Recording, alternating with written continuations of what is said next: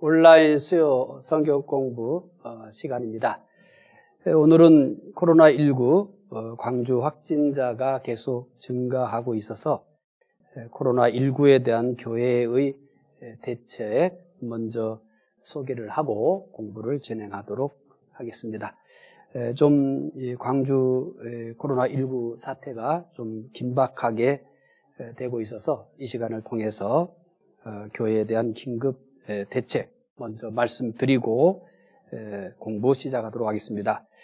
먼저 코로나19 광주 확진자가 계속 증가하고 있어서 돌아오는 주일입니다. 돌아오는 주일 12일은 전 교인이 가정에서 온라인으로 예배 드립니다. 잊지 마시고 계속해서 안내 문자 보내드리겠습니다만은 돌아오는 주일 12일은 전 교인이 가정에서 온라인으로 예배드립니다. 중북교회 가족과 그리고 이웃을 보호하기 위한 조치이기 때문에 우리 모든 중북교회 가족들 양해해 주시기 바랍니다. 아울러 모든 헌금은 온라인으로만 가능합니다. 예배당에는 온라인 방송 담당자만이 출입이 가능합니다. 온라인 예배 담당자는 일부는 이창하 집사님, 나메리 원사님, 강병수 집사님, 김근영 집사님, 일부에는 이렇게 네 분만 출입이 가능합니다. 그리고 2부에는 이재희 장로님, 유영태 장로님, 강병수 집사님, 김근영 집사님, 이렇게 2부에 또 네 분이 출입이 가능합니다. 그 외 모든 성도들은 주일 예배당 출입이 금지됩니다. 착오 없으시기를 꼭 부탁드립니다.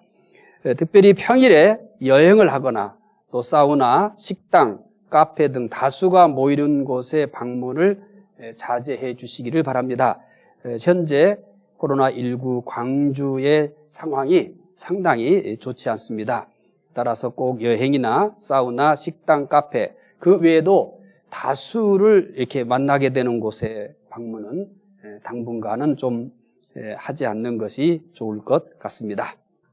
자, 이제 오늘 12강 사회생활의 원론이죠. 사회생활의 원론에 대해서 공부하는데 먼저 베드로전서 2장 11절부터 12절 두 절 말씀입니다. 오늘 두 절의 말씀을 공부할 겁니다. 베드로전서 2장 11절부터 12절 말씀 우리 먼저 이 말씀 함께 읽고 말씀 공부 진행하도록 하겠습니다. 함께 읽겠습니다. 사랑하는 자들아 거루민과 나그네 같은 너희를 권하노니 영혼을 거슬러 싸우는 육체의 정욕을 제어하라. 너희가 이방인 중에서 행실을 선하게 가져 너희를 악행한다고 비방하는 자들로 하여금 너희 선한지를 보고 오시는 날에 하나님께 영광을 돌리게 하려 함이라. 아멘. 자, 이제 12강 공부하기에 앞서서 지난주에 공부했던 11강 복습을 먼저 하도록 하겠습니다. 지난주 11강에서 첫 번째 질문은 첫 번째 공부한 내용은 흩어진 나그네들은 택하신 족속입니다 라고 하는 말씀이었습니다. 지난주 공부한 내용은 베드로전서 2장 9절이죠. 우리가 잘 알고 있는 그리스도인들의 신분에 대한 얘기인데 이것은 베드로가 흩어진 나그네들에게 당신은 이런 사람들입니다 라고 하는 것을 소개하기 위한 내용입니다. 두 번째 흩어진 나그네들은 왕같은 제사장입니다. 첫째로 왕같은 제사장은 어떤 의미입니까? 믿는 사람들이 그리스도 안에서 왕적인 영광에 참여하게 된다는 의미입니다. 참 대단하죠? 믿는 사람들이 왕적인 영광에 참여한다는 거죠. 두 번째, 왕같은 제사장의 신분을 감당하는 방법은 무엇입니까? 하나님 앞에서 삶으로 제사장의 신분을 감당할 수 있다라고 소개해드렸습니다. 세 번째, 흩어진 나그네들은 거룩한 나라입니다. 첫 번째로 거룩한 나라는 어떤 의미입니까? 거룩은 구별된 존재라는 것이었습니다. 두 번째, 믿는 사람들을 거룩한 나라가 되게 하신 이유는 무엇입니까? 그 답은 거룩하게 살도록 하기 위해서입니다. 네 번째, 흩어진 나그네들은 그의 소유된 백성입니다. 첫 번째는 하나님께서 어떻게 하여 믿는 사람들을 소유된 백성으로 삼으셨습니까? 답은 예수님께서 믿는 사람들의 죄를 대신하여 죽으심으로 하나님의 소유가 된 백성으로 삼으셨습니다. 그렇다면 두 번째는 소유된 백성은 어떻게 살아야 합니까? 하나님을 위해 살아야 합니다. 다섯 번째, 믿는 사람들의 네 가지 신분의 목적이 무엇입니까? 네 가지 신분은 택하신 족속, 왕같은 제사장, 거룩한 나라, 소유된 백성이죠. 이 네 가지 신분의 목적이 뭐냐 이거예요. 그 답은 하나님의 위대하심을 드러내는 것입니다. 이게 답이었습니다. 이제 택하신 족속, 왕같은 제사장, 거룩한 나라, 소유된 백성을 삼으신 가장 중요한 것은 우리를 드러내게 한 게 아니에요. 하나님을 드러내게 한 거예요. 하나님을 드러내도록 하기 위해서 하나님께서 우리를 택하신 족속, 왕같은 제사장, 거룩한 나라, 그의 소유된 백성을 삼으신 겁니다. 베드로전서 2장 9절에서는 믿는 사람들의 신분을 말씀했습니다. 베드로가 흩어진 나그네들에게 믿는 사람들의 신분을 말한 이유가 무엇일까요?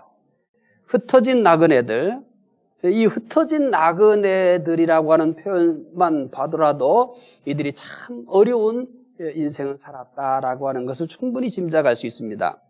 베드로는 이런 흩어진 나그네들에게 당신들은 택하신 족속이고 왕같은 제사장이고 거룩한 나라고 그의 소유된 백성이라고 하는 그들의 신분을 이렇게 소개해 주었습니다.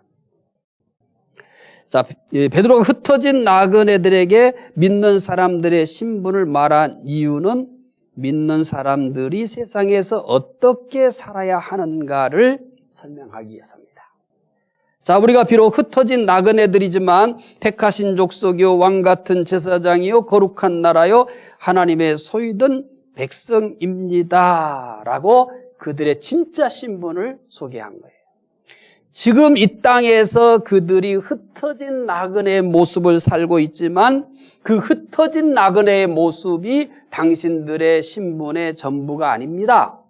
당신들은 비록 지금 현재 이 세상에서 흩어진 나그네로 살지만 진짜 당신들의 신분이 뭔지 아세요? 택하신 족속이요 왕같은 제사장이요 거룩한 나라요 하나님의 소유된 백성입니다. 이렇게 소개한 겁니다. 그럼 이제 이런 질문을 합시다. 베드로전서 2장 9절이 바로 택하신 족속 왕같은 제사장 거룩한 나라 그의 소유된 백성이라고 하는 흩어진 나그네들의 신분을 소개했어요. 그 다음에 여러분이 이 베드로전서의 저자라고 한다면 이렇게 네 가지 신분을 소개한 다음에 그 다음에는 어떤 내용을 소개할 것 같습니까? 여러분이라면 어떤 내용을 소개할 것 같아요? 이제 베드로전서 2장 11절부터 3장 12절까지는 믿는 사람들은 어떻게 살아야 하는가 이것에 대해서 말씀을 해요. 그러니까 베드로전서 2장 11절부터 3장 12절까지. 그러니까 2장 9절에서는 택하신 족속, 왕같은 제사장, 거룩한 나라, 하나님의 소유된 백성이라고 하는 신분을 소개하고 이 신분을 소개한 다음 2장 11절부터 3장 12절은 그러면 택하신 족속과 왕같은 제사장과 거룩한 나라가 하나님의 소유된 백성이라는 신분을 가진 우리들은 이제 어떻게 살아야 하는가 이거를 2장 11절부터 3장 12절까지 소개합니다. 첫 번째로는 오늘 본문이죠. 2장 11절부터 12절은 사회생활의 원론에 대해서 얘기해요. 오늘은 이제 사회생활의 원론, 택하신 족속과 왕같은 제사장과 거룩한 나라와 하나님의 소유된 백성이라는 신분을 가진 이 사람들이 사회생활을 어떻게 해야 될 것인가 라고 하는 얘기를 할 거예요. 두 번째는 2장 13절부터 17절은 국가관을 다룰 거예요. 국가관. 당신들이 비록 이렇게 앞으로 이제 하나님 나라의 백성이지만 현재는 이 세상에서 사니까 그래서 이 세상에 어떻게 살아야 될 것인가? 사회생활의 원론을 오늘 공부할 거고 다음 주에는 국가관을 공부할 거예요. 그 다음에 2장 18절부터 25절은 직장생활 어떻게 할 건가? 직장생활 어떻게 할 건가? 쉽게 얘기하면 사회생활 어떻게 할 건가? 이거에 대해서 공부해요. 네 번째는 3장 1절부터 7절은 부부생활. 이제 가정생활로 들어온 거예요. 가정생활. 자, 택하신 족속, 왕같은 제사장, 거룩한 나라, 하나님의 소유된 백성이라고 하는 신분을 가진 사람들이 이제 가정에서 부부생활 어떻게 해야 될 것인가 이렇게 얘기해요. 그리고 3장 8절부터 12절 이 마지막은 이웃과의 생활. 이웃과 어떻게 살아야 되나 이렇게 얘기해요. 그래서 이 네 가지 신분을 얘기한 다음에 우리가 이 세상에서의 삶의 영역을 5가지로 나눠서 얘기한 거예요. 사회생활이 원론적으로 전체 사회생활 어떻게 할 것이냐 얘기하고 그 다음에는 국가관, 그 다음에는 직장생활, 그 다음에는 부부생활, 그 다음에는 이웃과의 생활 이렇게 그 다음 내용을 베드로는 이렇게 구성을 했어요. 자, 오늘은 2장 11절부터 12절의 사회생활의 원론을 소개하겠습니다. 자, 베드로는 사회생활의 원론을 얘기를 하면서 다시 무슨 얘기를 할 거냐면 믿는 사람들은 세상에서 어떤 존재입니까? 라고 하는 물음에 대한 답을 다시 합니다. 이건 왜 그러냐면 사회생활의 원론, 사회생활의 기본적인 것을 이제 장착하려고 한다면 우리는 믿는 사람들은 이 세상에서 어떤 존재인가 이걸 다시 거론해야만 하는 겁니다. 믿는 사람은 세상에서 이런 존재이기 때문에 원론적으로 믿는 사람들은 세상에서 이렇게 살아야 합니다 라고 하는 것을 얘기를 하게 되는 거죠. 자, 그러면은 먼저 베드로전서 2장 11절을 보면서 믿는 사람은 세상에서 어떤 존재입니까? 라고 하는 답을 찾아볼 거예요. 함께 읽어보십시다. 사랑하는 자들아, 거류민과 나그네 같은 너희를 권하노니 영혼을 거슬러 싸우는 육체의 정욕을 제어하라. 자, 여기 보면은 거류민과 나그네 같은 너희를 권하노니 이렇게 돼 있죠. 거류민과 나그네 같은 너희. 자, 여기 거류민은 방문자를 뜻합니다. 거류민은 방문자. 자, 여러분들 다 어딘지 여러분의 집이 아닌 어디든지 뭐 친구가 되었던 친척이 되었던 여러분이 방문자가 되어 본 적이 있잖아요. 여기에 거류민이라는 것은 뭐냐면 주인이 아니에요. 방문자예요. 방문자. 원문 번역 성경과 NIV는 외국인으로 이렇게 번역을 했어요. 현대인의 성경은 행인으로 번역했고 킹제임스 버전 한글 성경은 타국인 등으로 번역했어요. 이제 번역을 이렇게 표현하는 이 단어 선택은 다르지만은 전부 어떤 것에 그 다 방점이 찍어져 있냐면 방문자라는 거예요. 자, 봐요. 이제 NIV 외국인이라고 그랬어요. 외국인은 방문자잖아요. 또 현대인의 성경은 뭘로 번역했냐면 행인으로 번역했거든요. 역시 마찬가지예요. 그냥 행인은 지나가는 사람이에요. 킹제임스 버전 한글 성경은 타국인으로 번역했어요. 자, 이렇게 번역한 단어를 선택하는 것은 약간의 차이가 있지만 그 단어들이 포함하고 있는 내용은 똑같아요. 자, 거류민이나 나그네는 같은 의미예요. 그러니까 거류민과 나그네 같은 너희를 권하는 이렇게 얘기했잖아요. 거류민이나 나그네는 같은 의미예요. 강조하기 위해서 거류민과 나그네 이렇게 표현을 한 거예요. 같은 의미인데도 단어를 바꿔가면서 거류민과 나그네 이렇게 얘기했어요. 우리가 굳이 이 단어적 연구를 하지 않더라도 거류민과 나그네 같은 의미를 가지고 있다는 것을 금방 눈치챌 수 있어요. 그러면 이렇게 같은 뜻을 가지고 있는 다른 단어를 선택하는 중요한 이유는 뭐냐면 강조하기 위해서 그래요. 성경은 같은 단어를 반복해서 강조하기도 하지만 같은 뜻을 가진 다른 단어를 사용해서 강조하기도 해요. 자, 결국은 믿는 사람들은 세상에서 뭐라는 거예요? 나그네라는 겁니다. 믿는 사람은 세상에서 나그네라는 거예요. 자, 지금 2장 11절, 12절 사회생활의 원론 공부하잖아요. 첫 번째 질문이 뭐였어요? 믿는 사람은 세상에서 어떤 존재입니까? 였잖아요. 그래서 답은 뭐냐면 믿는 사람은 세상에서 나그네다.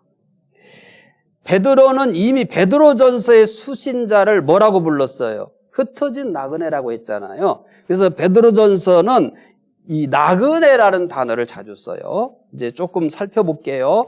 1장 1절 처음 베드로전서 1장 1절 시작하면서 어떻게 했어요? 자, 봐요. 예수 그리스도의 사도 베드로는 본도, 갈라디아, 가버도기아, 아시아와 비두니아에 흩어진 나그네 이렇게 했어요. 그러니까 1장 1절부터 이 편지를 흩어진 나그네에게 쓴다는 것을 분명히 밝혔죠. 또 1장 17절에 이렇게 얘기했어요. 나그네로 있을 때를 두려움으로 지내시오라고 했어요. 그 다음에 오늘 본문 말씀인 2장 11절에서는 거류민과 나그네 같은 너희 이렇게 얘기했어요. 믿는 사람은 세상에서 나그네입니다. 자, 이제 베드로전서 공부를 다 마칠 때까지 우리는 한 가지 사실만은 정확하게 우리가 가지고 있어야 돼요. 믿는 사람 세상에서 어떤 존재냐?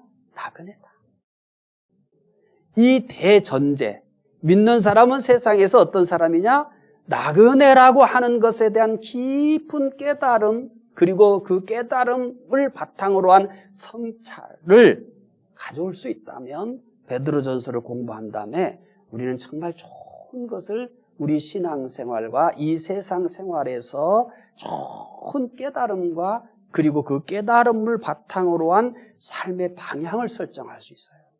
그래서 베드로전서에서 많은 가르침들이 있지만 우리가 그 모든 가르침들을 다 기억할 수는 없잖아요. 근데 제가 꼭 권하고 싶은 것은 베드로전서 공부를 다 끝났을 때는 특히 믿는 사람들은 세상에서 어떤 존재냐라고 했을 때 나그네다라고 하는 것에 대한 깊은 이해가 있었으면 좋겠고 그것을 통한 나 자신에 대한 성찰 그렇게 해서 내가 이 세상에서 어떻게 살아야 하는가라고 하는 것에 대한 답을 분명히 가지게 되기를 바랍니다. 믿는 사람은 세상에서 나그네입니다. 믿는 사람들이 비록 세상에 살고 있지만 세상이 영원한 거주지가 아닙니다. 세상은 영원한 거주지가 아니에요. 근데 우리가 대부분 살면서 자꾸 어떤 생각을 해요? 이 세상이 영원한 거주지이고 여기서의 수준, 여기서의 내 생활의 모습이 전부인 것처럼 그런 생각과 그런 집착을 가지면 안 돼요.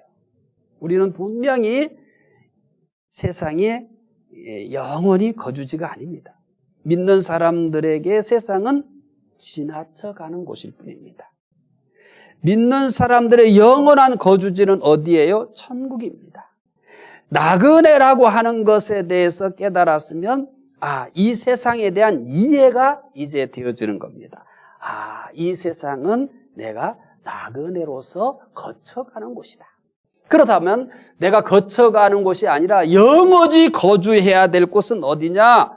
천국이다. 이건 아주 간단하고 아주 쉬운 이야기지만 이 말씀에 대한 진리를 정확하게 깨닫고 이 진리의 말씀에 따라서 이 세상을 여기는 지나가는 곳이야. 여기는 거주지가 아니야.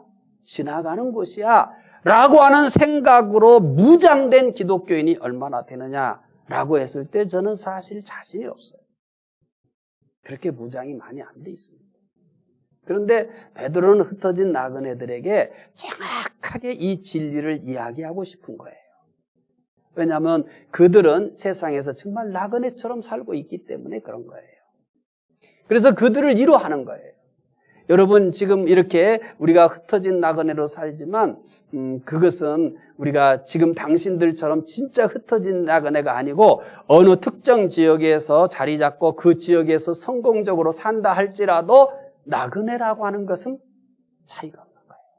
그런데 마침 베드로는 이렇게 진짜 나그네가 되어버린 믿는 사람들, 그 사람들을 수신자로 해서 쓰면서 이렇게 쓰는 거예요. 그러니까 여기에는 이런 얘기가 들어있을 수 있겠죠.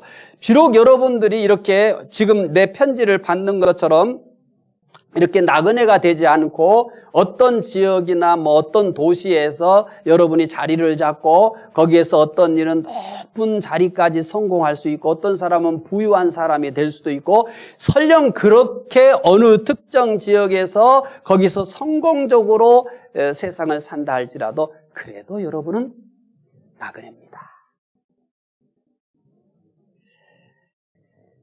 우리가 들어가서 살아야 될 곳은 천국입니다.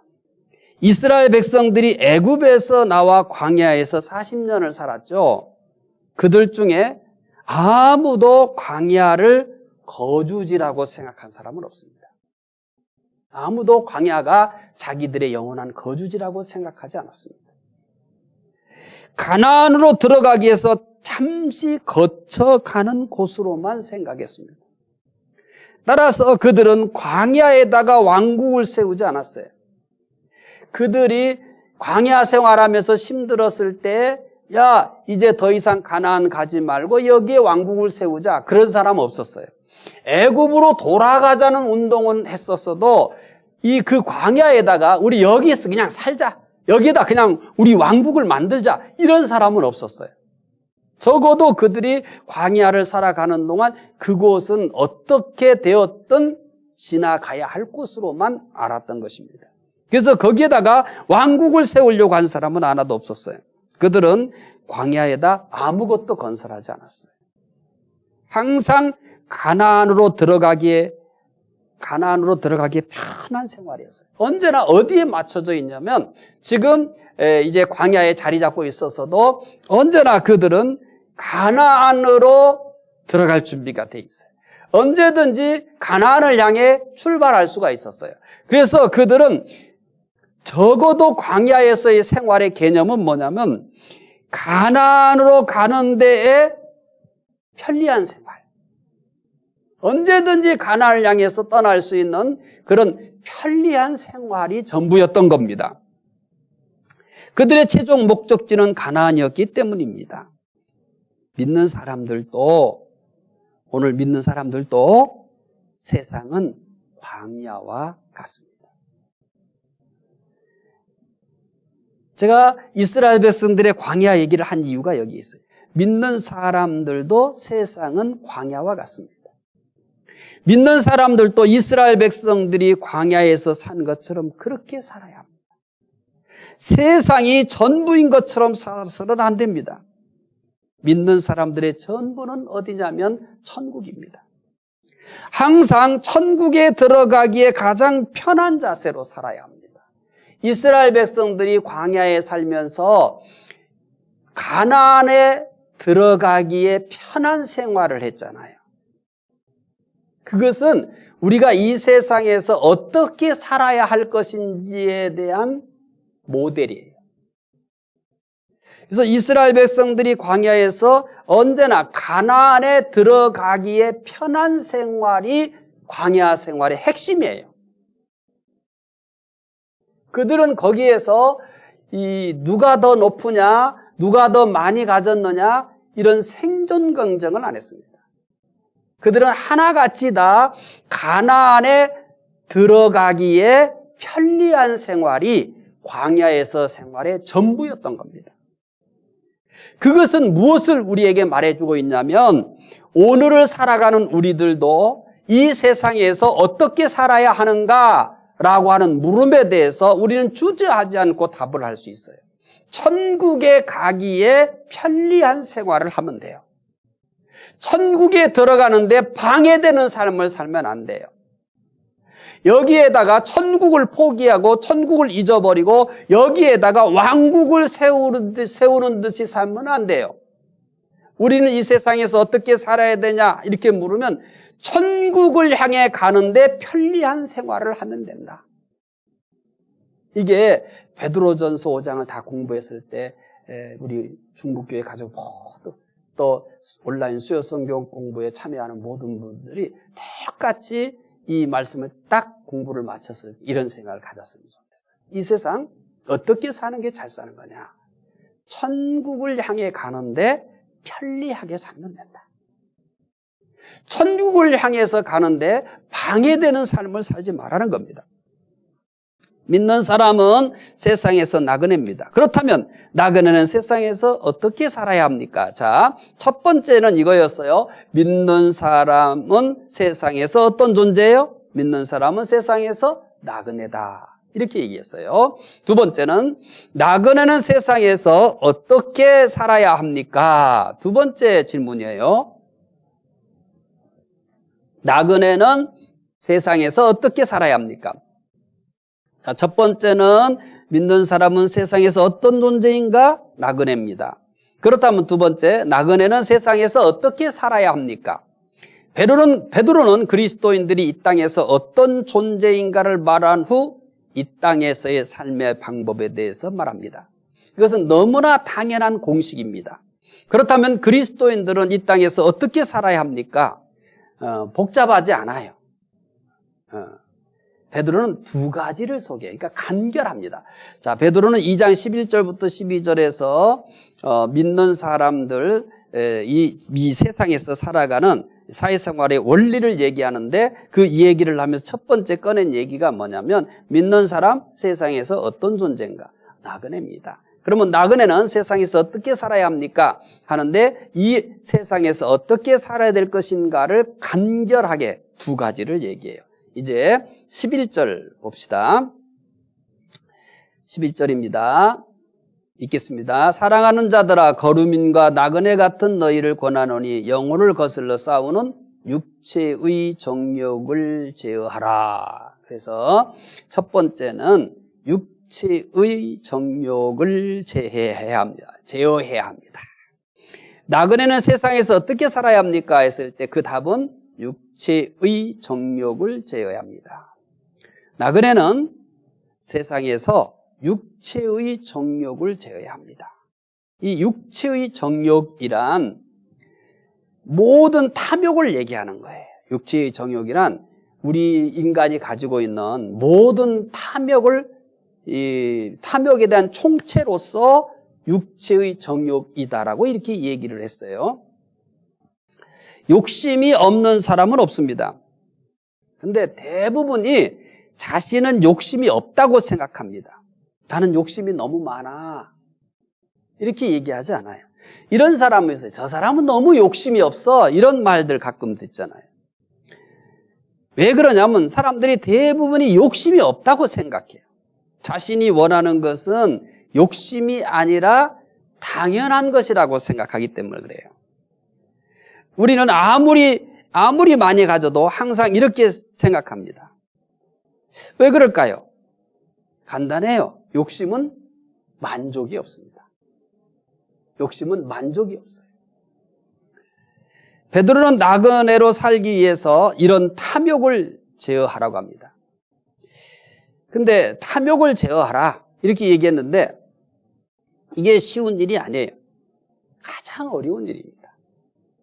왜 그러냐면 이 탐욕을 제어하라는 것은 탐욕을 제어하라는 것은 다른 사람의 탐욕을 제어하라는 얘기가 아니에요.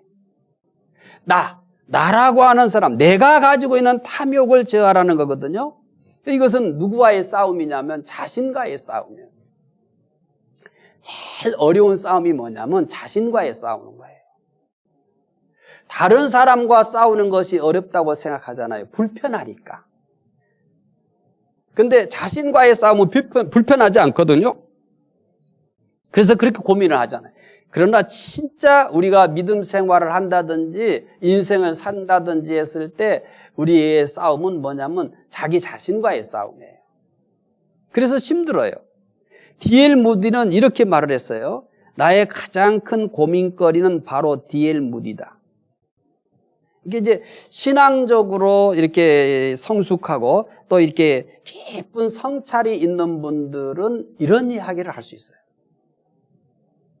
나의 가장 큰 고민거리는 바로 D.L. 무디다. 이렇게 얘기를 해요. 당신의 가장 큰 고민은 뭐냐라고 얘기한다면 우리는 외부의 것들을 얘기할 거예요. 외부의 것들을. 어떤 사람, 그 사람 때문에 나 고민이라든지 어떤 일 때문에 고민이라고든지 뭐 이런 것들, 돈 때문에 고민이라고 한다든지 뭐 이런 것들, 내가 아닌 다른 것들이 가장 큰 고민으로 얘기해요. 근데 D.L. 무디는 뭐냐면 가장 큰 고민거리는 자기 자신이라는 거예요. 사실이 그래요. 우리가 자기 성찰하는 시간을 자주 갖고 말씀을 나 자신에다가 자꾸 이렇게 거울처럼 비추어 보면서 자꾸 나를 성찰하는 시간을 가질수록 진짜 문제가 누구냐라고 하는 것을 알게 되냐면 나예요. 사실 나 이외의 다른 사람들이나 나 외의 어떤 다른 일들은 내가 이걸 마음대로 할 수 있는 건 아니에요. 그러니까 잘 따져보면 이것은 그렇게 큰 고민거리가 아니에요. 진짜 고민거리는 진짜 내가 나를 만들어야 될 것은 나 자신이거든요.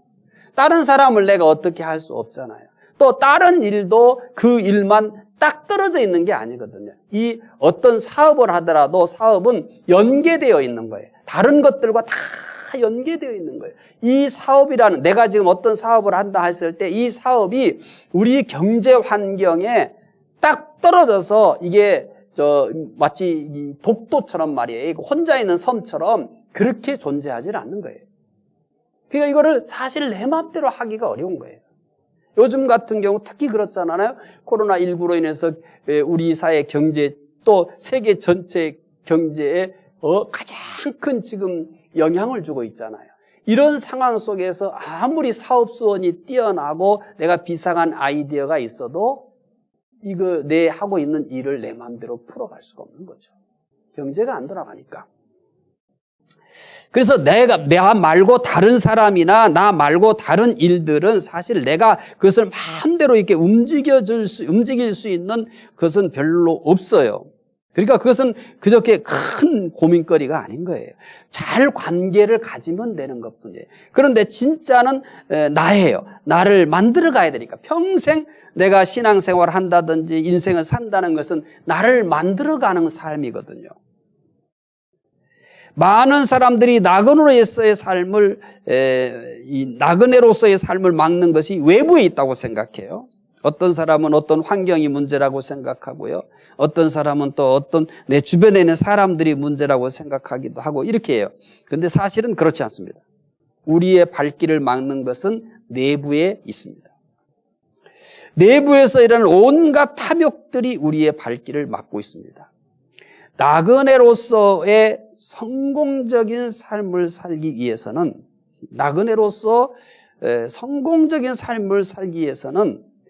내부에서 일어나는 모든 탐욕을 제거해야 됩니다.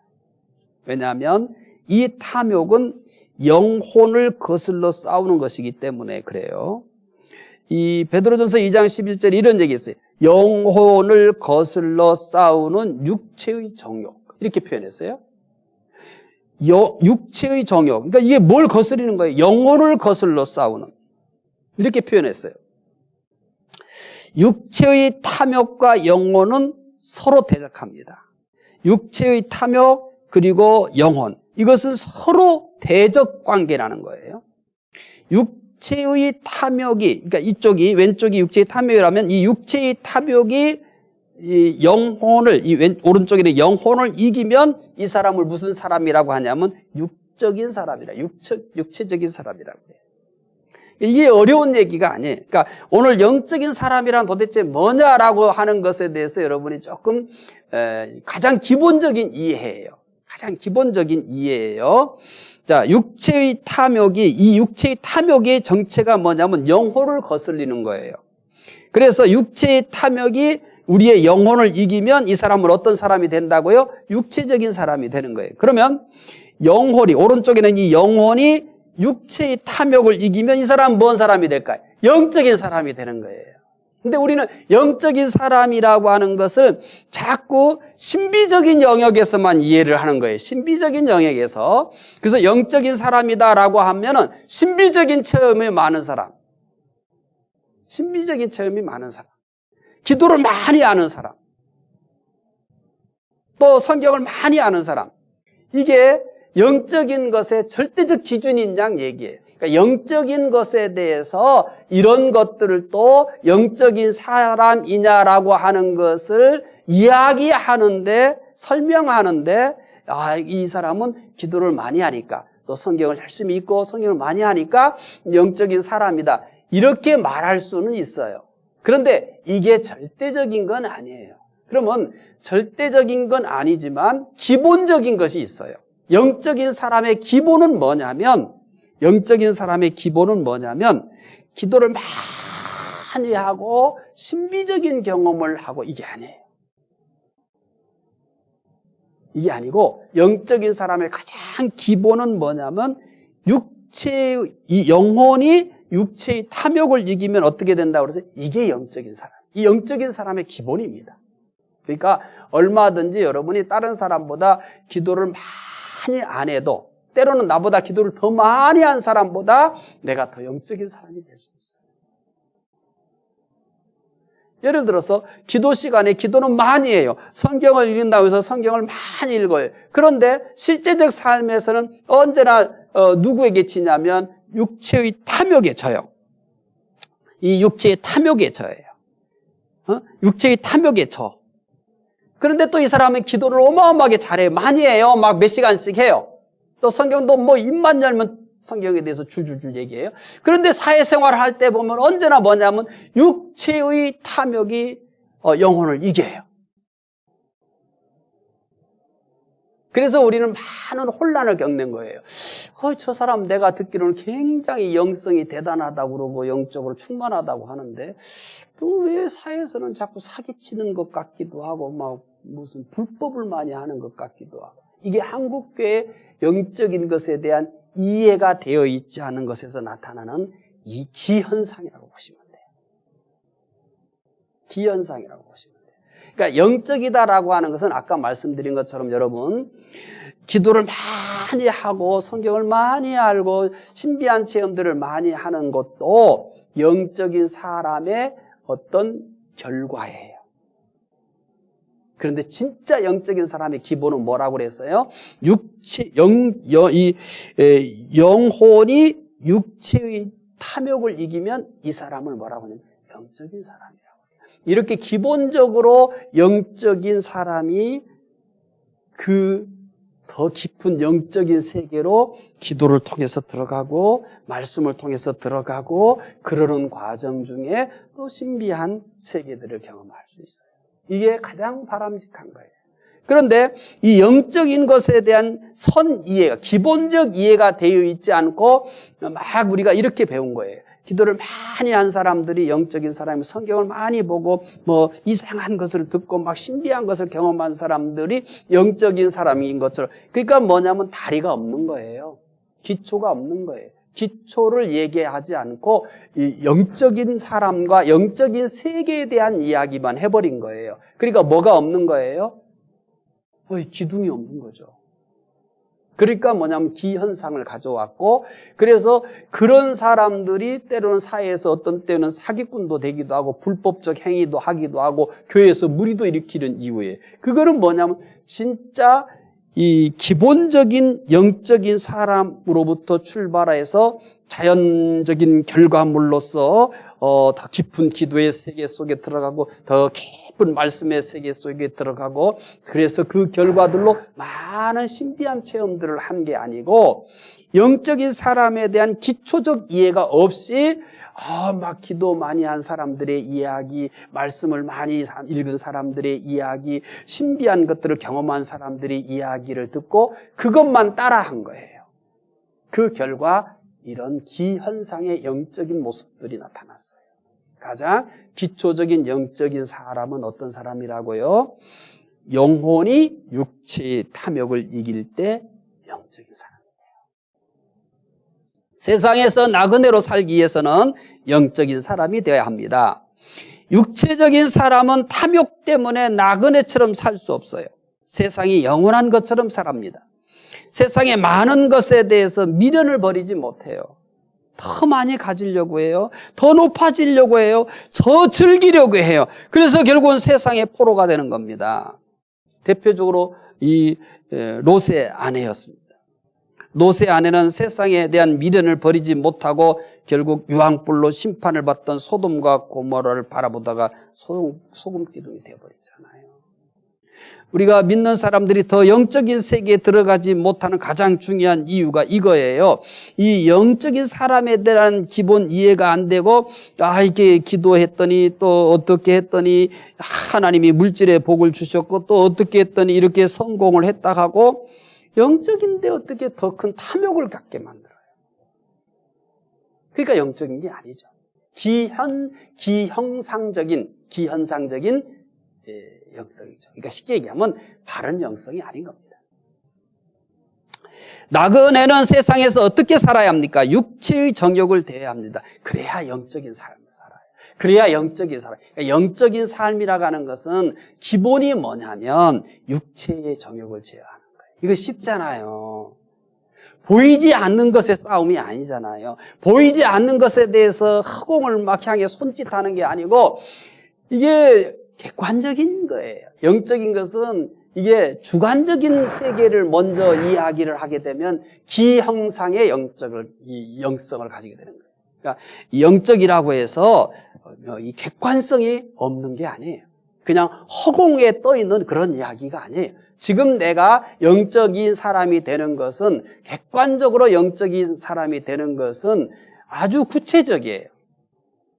오늘 베드로는 흩어진 나그네에게 영적인 사람, 나그네로서 이 세상에 바르게 사는 것은 영적인 사람으로서, 이 흩어진 나그네는 영적인 사람들이에요. 영적인 사람들로서 영적인 삶을 어떻게 하면 잘 살 수 있느냐, 그거예요. 그것이 무엇이냐면 바로 육체의 탐욕을 제어하는 거예요.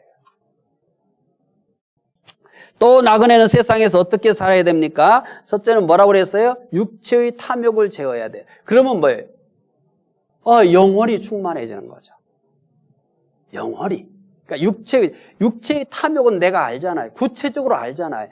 이 육체의 탐욕을 제어하는 분량이 많을수록 내가 영적인 사람이 되는 겁니다.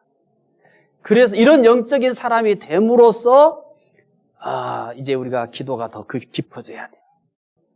그러면 더 영적이 되는 거예요. 그런데 이 육체의 탐욕을 그대로 가지고 있으면서 마치 영적인 것처럼 기도를 통해서 육체의 탐욕을 보충시키려고 하는 것이 우리가 지금까지 배워온 기독교의 잘못된 영성이에요.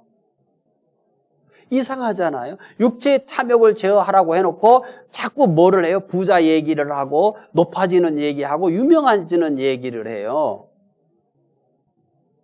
그래서 그것은 마치 비전인 것처럼 생각하고 그것은 아주 거룩한 것처럼 오해를 하는 거예요. 아니에요. 육체의 탐욕을 제어하는 거예요. 그래서 바울 사도는 어떻게 합니까? 나에게 유익했던 모든 것들을 어떻게 해요? 분토와 같이 버린다고 그랬잖아요. 예수님께서 제자를 부를 때도 어떻게 했어요? 아무든지 나를 따르거든 자기를 부인하라. 이것들이 다 어디 영역에 속하는 거냐면 육체의 탐욕을 제어하는 영역이에요. 내가 날마다 죽는다는 것도 육체의 탐욕 영역, 이 부분을 버리는 거예요. 그러면 그런 만큼 뭐가 되는 거냐면 영적인 사람이 되는 거예요. 그러니까 영적인 사람은 지금까지 여러분이 그것을 어떻게 알았는지 모르지만은 그렇게 주관적이고 그냥 우리가 알 수 없는 세계에 대해서 막 어떻게 사모하 이러는 게 아닌 거예요. 지금 내가 육체의 탐욕, 내가 가지고 있는 육체의 탐욕이 구체적이잖아요. 나는 알잖아요. 그거를 버린 만큼 내가 영적인 사람이 되는 거예요. 그리고 이런 것들이 정리되어지면서 이런 영적인 사람이 되어지면서 더 영적인 것들을 추구해요.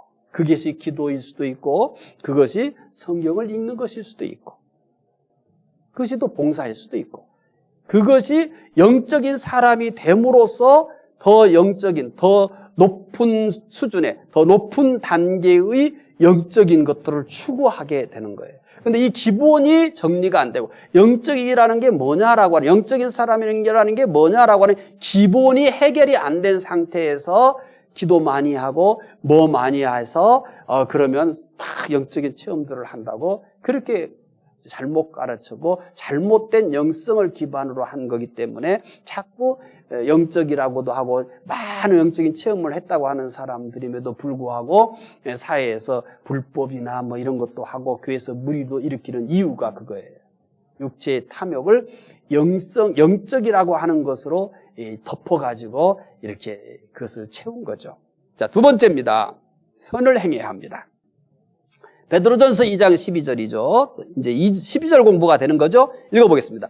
너희가 이방인 중에서 행실을 선하게 가져 너희를 악행한다고 비방하는 자들로 하여금 너희 선한 일을 보고 오시는 날에 하나님께 영광을 돌리게 하려 함이라. 나그네는 세상에서 뭐를 해야 하냐? 선을 행해야 합니다. 선을. 첫째는 육체의 탐욕을 제어해야 된다. 자, 믿는 사람은 세상에서 어떤 존재예요? 나그네예요. 그러면 믿는 사람은 나그네로 어떻게 살아야 돼요? 바로 육체의 탐욕을 제어하라. 두 번째는 선을 행하라. 이렇게 얘기합니다. 근데 중요한 게 하나 있어요. 이 선을 어디에서 행해야 돼요? 어디에서? 중요하죠. 어디에서 이 선을 행해야 돼요? 12절을 잘 보세요. 너희가 이방인 중에서 행실을 선하게 가자. 어디에서요? 이방인 중에서. 선을 어디서 행해야 되냐? 이방인 가운데서 행하라는 겁니다. 이방인은 어떤 사람들이에요? 믿는 사람들을, 그 당시에 이방인이라는 것은 믿는 사람을 비방하는 사람들이에요. 이런 비방인들, 그러니까 믿는 사람을 비방하는 이런 이방인들 가운데서 뭐를 하라는 거예요? 선을 행해라. 이렇게 얘기합니다. 육체의 정욕을 제어하라는 말씀은, 육체의 정욕을 제어하라는 말씀은 자신에 대한 교훈이에요. 그러니까 자신에 대한 거잖아요. 그러니까 이 말씀을 잘 이해하셔야 돼요. 그러니까 11절에서 나그네는 세상에서 어떻게 살아야 되나요? 했을 때 육체의 탐욕을 제어하라고 그랬잖아요. 그건 뭐에 대한 얘기예요? 자신에 대한 교훈이에요. 그러면 믿는 사람들을 비방하는 이방인 가운데서 선을 행해야 한다는 말씀은 이웃과의 삶에 대한 교훈이에요. 육체의 탐욕을 제어하라는 것은 자신에 대한 교훈이에요. 그리고 이방인들 가운데서 선을 행해야 된다는 것은 이웃과의 삶에 대한 교훈이에요. 그러니까 정말 귀한 말씀이에요, 사실은. 베드로는 믿는 사람들, 여러분도 흩어진 나그네들한테 그렇게 얘기하잖아요. 당신들은 여기서 나그네입니다. 근데 어떻게 살아야 되냐? 첫 번째 꺼낸 얘기가 육체의 탐욕을 제어하라. 이거는 자신과의 관계에서 자꾸 욕심을 버리며 살라는 겁니다. 그러면서 자신을 성찰하는 것으로만 끝나지 않아요. 그 다음 단계가 뭐냐면 이방인 가운데서 행실을 선하게 가라. 이웃과의 관계에서 당신은 선하게 살라. 이런 얘기입니다. 그런데 한번 생각해 보십시오. 칭찬하는 사람들 앞에서 선을 행하는 것은 매우 보람이 있고 즐겁습니다. 그러나 그러니까 자신을 비방하는 그런 이방인들 앞에서 선을 행하는 것은 어려운 일이에요. 믿지 않는 사람들이 믿는 사람들을 얼마나 많이 비방합니까? 이런 비방을 듣노라면 약해지기가 쉬워요. 피하고 싶어요. 그러나 이런 비방을 하는 이들에게 더 선을 행해야 한다는 겁니다. 그것이 나그네로 사는 것입니다. 나그네는 세상에서 선을 행해야 합니다. 그런데 왜 선을 행해야 돼요?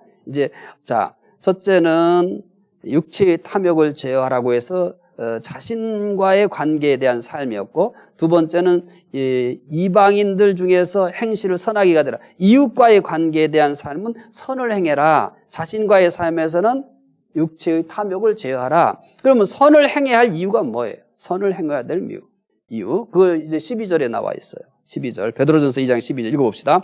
너희가 이방인 중에서 행실을 선하게 가져 너희를 악행한다고 비방하는 자들로 하여금 너희 선한 일을 보고 오시는 날에 하나님께 영광을 돌리게 하려 함이라. 자, 선을 행해야 될 이유 찾았죠? 선을 행해야 할 이유. 비방하는 사람들이 우리의 착한 행실을 보고 예수님께서 다시 오시는 날 하나님께 영광을 돌리게 하기 위해서라고 해요. 참 대단하죠? 여기서가 아니에요. 여기서 우리가 그들 가운데 선을 행해도 우리들은 욕을 먹을 수도 있고 조롱을 당할 수도 있어요. 그런데 우리 주님 오시는 그날 다 드러납니다. 우리의 선이 다 드러나요. 그래서 이렇게 얘기하잖아요. 너희 선한 일을 보고 오시는 날에 하나님께 영광을 돌리게 하라. 우리의 궁극적인 것들은 다 어디에 초점이 맞춰져 있냐면 주님 오시는 날이에요. 주님 오시는 날이에요. 우리 신앙의 완성도 여기에 초점이 맞춰져 있어요. 우리를 향한 하나님의 뜻의 완성도 여기에 맞춰져 있어요. 우리가 받게 될 복도 여기에 궁극적으로 맞춰져 있어요. 그래서 우리 주님이 다시 오시는 날 우리의 착한 행실을 보고 하나님께 영광을 돌리게 하기 위해서다. 말로 전도할 수도 있습니다. 할 수 있는 대로 최선을 다해 말로 전도를 해야 합니다. 그러나 말뿐만 아니라 이방인들 가운데서 선을 행하는 것은 더 중요합니다. 우리의 선행을 보고 그들이 하나님께 영광을 돌리기 때문입니다. 자, 이제 12강 복습할게요. 12강 내용 간결한 거 아시죠? 첫째, 믿는 사람들은 세상에서 어떤 존재입니까? 믿는 사람은 세상에서 나그네입니다. 그러면 나그네는 세상에서 어떻게 살아야 돼요? 두 가지예요. 첫째는 육체의 정욕을 제어하라. 그러니까 육체의 정욕을 제어하는 것은 자기 자신에 대한 삶이에요. 자기 자신에 대한 삶. 두 번째는 선을 행해야 한다. 이 선은 이웃과의 관계에서 내가 선을 행하며 살아야 된다. 두 가지 얘기를 한 거예요. 자기 자신에 대해서 날마다 육체의 정욕을 제어하여 영적인 사람이 되는 거고, 또 이웃과의 관계에서는 선을 행하는 거예요. 그러면 선을 행해야 될 이유가 뭡니까? 비방하는 사람들이 우리의 착한 행실을 보고 예수님께서 다시 오시는 날 하나님께 영광을 돌리게 하기 위해서라고 합니다. 자, 오늘 여기까지 공부하도록 하겠습니다. 기도하겠습니다. 하나님 감사합니다. 코로나19로 인해서 광주가 매우 어려워지고 있습니다. 하나님, 광주를 도와주시기 원합니다. 속히 코로나19가 소멸되게 해주시고 우리 모두가 다 일상으로 돌아갈 수 있는 시간을 하나님 빨리 허락해 주시기 원합니다. 우리 중북교회 가족 한 사람 한 사람 지켜주시기 원하옵나이다. 또 광주에 있는 교회들을 지켜주시기 원합니다. 또 광주 시민 모두를 하나님 지켜주시기 원합니다. 그래서 계속해서 이렇게 늘어가고 있는 코로나19 확진자가 이제 곧 멈추게 되게 하시고 그리고 아주 소멸이 되어서 우리가 다시 일상으로 돌아가는 시간을 속히 허락하여 주시기 원합니다. 오늘도 이렇게 온라인으로 수요 성경 공부에 참석한 이들이 있습니다. 하나님 이들 모두에게 베드로전서를 통해서 꼭 배워야 될 진리를 꼭 배우게 해주시고 그래서 이 세상에서 나그네로 잘 살아가게 해주시고 우리 주님이 나그네로 살아가는 우리들의 모습을 보고 또 기뻐하시고 또 영광 받으시고 또 은혜도 주시는 삶이 되게 해주시기 원합니다. 다음 주까지 또 지켜주시기를 원하오며 예수님 이름으로 기도드리옵나이다. 아멘.